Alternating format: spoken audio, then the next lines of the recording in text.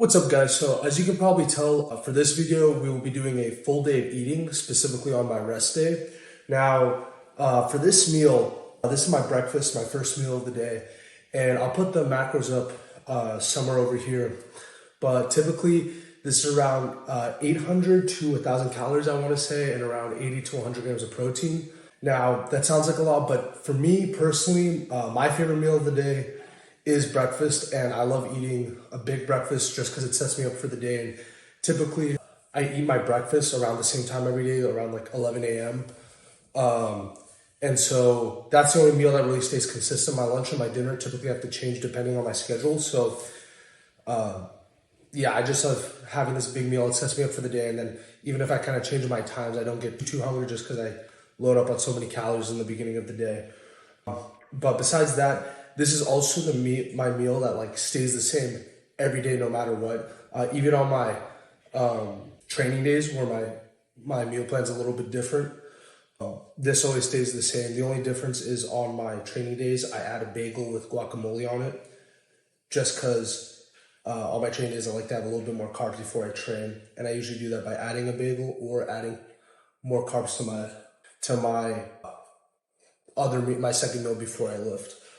So yeah, and then just as you guys saw, I just have a omelet, 3 whole eggs, 3 servings of egg whites, which is 136 grams, and then 2 slices of turkey bacon, 4 grape tomatoes, half a cup of oats with some chocolate sauce just for flavor, and then orange juice with 170 grams of plain Greek yogurt, which I know seems disgusting, but trust me, I basically started doing this because I saw Stan Efferding. If you don't know, he's a very well-known, well-renowned nutritionist. He gives his strongman athletes to this just for easy carbs, protein, and probiotics because they have to eat so much.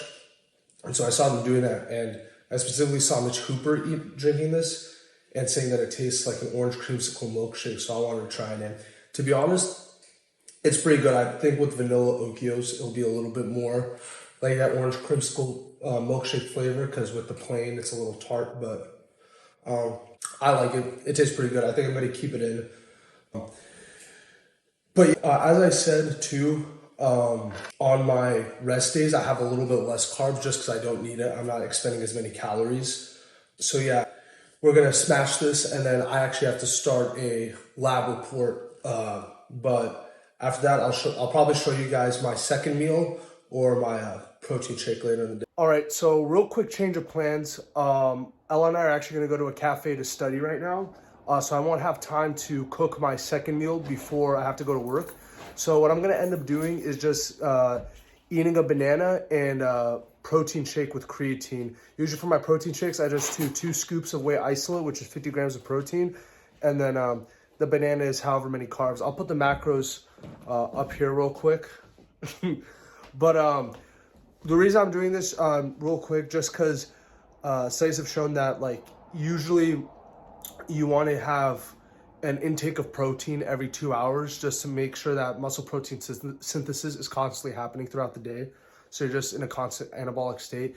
Now, this is not too important. It's not too important if you, you know, have 4 hours in between your meals. It's not going to be the end of the world.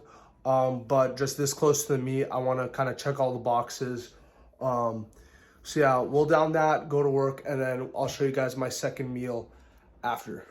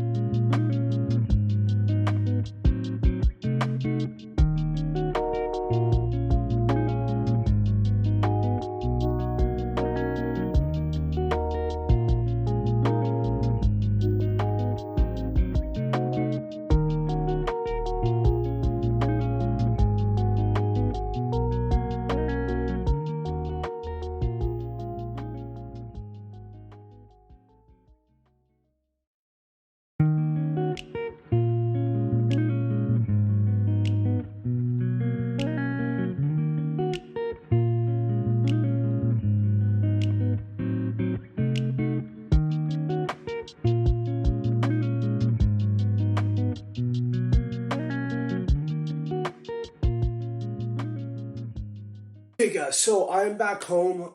What you guys just saw was I came back from work around 8 and I cooked my last two meals. The first one was just some pasta with mozzarella cheese and chicken, pretty basic.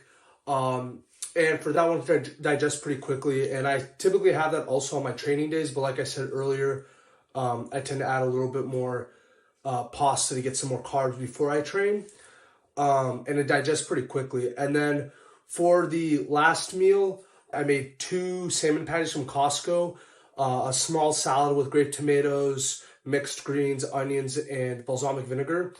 And I made around 500 grams of home fried potatoes, like potato wedges with cheese on it. And I know I said breakfast is my favorite meal, but right now this is in close contention. I just really like it. And I typically like to save my potatoes for the end of the day just because they are a starchy vegetable, so they take longer to digest. So if you eat them right before you go to sleep, you'll feel fuller. If you are someone like me who gets very hungry at night, get the midnight munchies. This will help keep you from eating too much at the end of the day or snacking too much at night. But besides that, as you guys saw, I put up the macros and the calories for all the meals, and I'm about to put up the total calories and macronutrient breakdown right over here. And as you guys can tell, I do eat a lot of carbs. Now, typically for any athlete, strength sport athlete, endurance athlete, or if you're just generally into weightlifting and you want to get just like general size and strength, you typically want most of your calories to come from carbs, right? So around 40 to 60% from carbs. I believe around 20%, ideally less, fats, and the rest protein. You typically want a gram per pound. So for me, I eat around 260 to 270 grams of protein a day. And like I said, on training days, I do end up eating around 50 grams more carbs, so around 200 calories worth compared to my rest days, just because when I train, obviously I'm going to be using a lot more energy, and I want all that glycogen, all that glucose to go straight into my training sessions. I usually have those before I train, because after I train, like at night, there's not really a big point. You do still want carbs to secrete insulin, just be able to absorb all the protein and stuff you eat afterwards for recovery. But like I said, most of it, I would say around 75% you want before. And then besides that, some other stuff I do on my rest day. I do this every day. I still try to get 10,000 steps, and I drink around 1.5 to 2 gallons of water a day. Unfortunately, my big bottle broke earlier today. Rest in peace. So yeah, I was laughing. It was very embarrassing. I was walking and it just fell and started leaking everywhere. But I got a new one. That's why you always get metal bottles, not plastic ones. And then the 10,000 steps a day. So even if your goal isn't weight loss, right, especially if your goal is weight loss, right, you do want to get those 10,000 on top of whatever cardio you do or whatever calorie deficit you're in terms of like eating.